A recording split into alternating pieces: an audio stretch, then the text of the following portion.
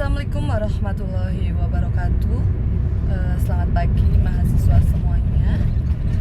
Alhamdulillah hari ini kita bisa berjumpa secara online pada materi di mata kuliah Matematika untuk Sistem Informasi.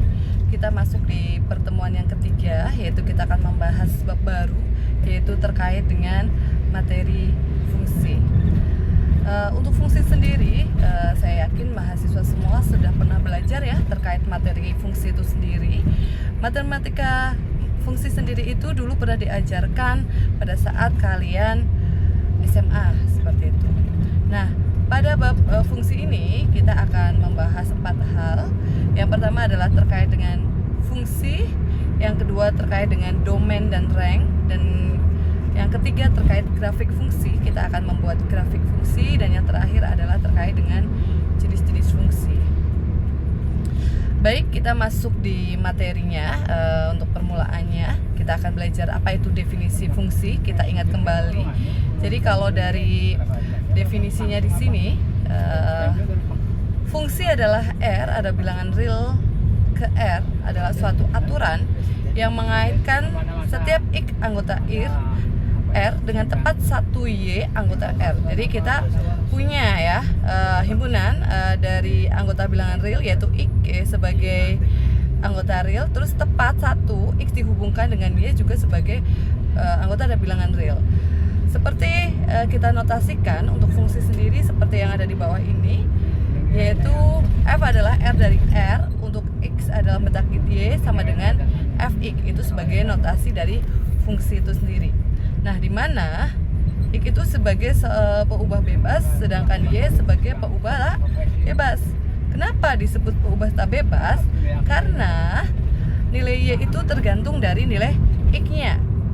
Jadi tidak bisa sembarangan, tergantung dari nilai X-nya berapa, baru nilai Y itu bisa ditentukan.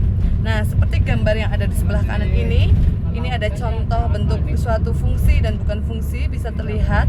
Untuk gambar yang pertama yang merupakan suatu fungsi, itu adalah setiap anggota R yang di sebelah kiri itu dihubungkan tepat 1 anggota di sebelah kanannya gitu, atau Y-nya itu tepat 1. Sedangkan untuk gambar yang kedua itu terlihat bahwa ada anggota bilangan R atau X-nya yang sebelah kiri itu yang dihubungkan dengan lebih dari 1 anggota bilangan R pada Y, sehingga disebut bukan fungsi. Nah, di sini juga sudah terlihat ya mahasiswa semua, ada 3 jenis, bukan 3 jenis, ada 3 contoh dari bentuk fungsi. Ada fungsi kuadrat, ada fungsi akar, dan lain-lainnya. Jadi nanti bentuk dari fungsi sendiri itu sangat banyak.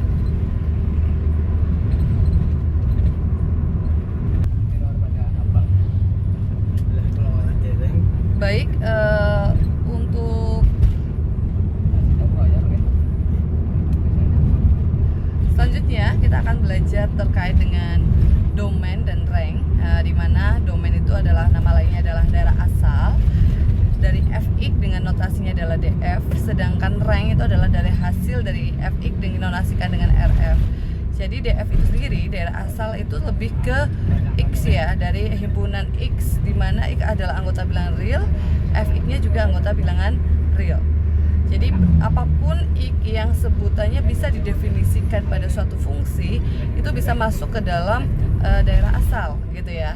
Sedangkan kalau rank itu adalah dari hasil atau bisa kita tulis sebagai Fx anggota bilangan real atau Y-nya ya. Nilai Y saat kita masukkan nilai X itu kita akan mendapatkan nilai Y-nya atau Fx-nya lah, itulah yang disebut sebagai dari hasil dari semua nilai Y dari semua X itu masuk ke dalam daerah hasil dari suatu fungsi. Gampangnya seperti itu, dan diilustrasikan dalam bentuk gambar di bawah ya, seperti itu. Jadi Df sebelah kiri, Rf-nya adalah sebelah kanan. Kita masuk ke contoh ya, contoh bagaimana kita menentukan domain dan rank gitu ya. Di sini tentukan daerah asal dan daerah nilai atau daerah hasil dari fungsi Fx X kuadrat Fx X kuadrat. Bentar. Oke nih, kita akan Fx Fx sama dengan X kuadrat plus 2X plus 4. Kita akan mencari daerah asalnya. Di sini kita akan untuk mencari daerah asalnya adalah apa saja sih yang sebutannya masuk dan dapat didefinisikan pada fungsi tersebut. Nah, kita bayangkan itu adalah bilangan real, kita bayangkan dari bilangan negatif 0 sampai dengan bilangan positif. Sepertinya baik itu bilangan negatif, 0 maupun positif itu semuanya kayaknya bisa terdefinisi. Sehingga DF atau daerah asal dari fx fungsi tersebut adalah min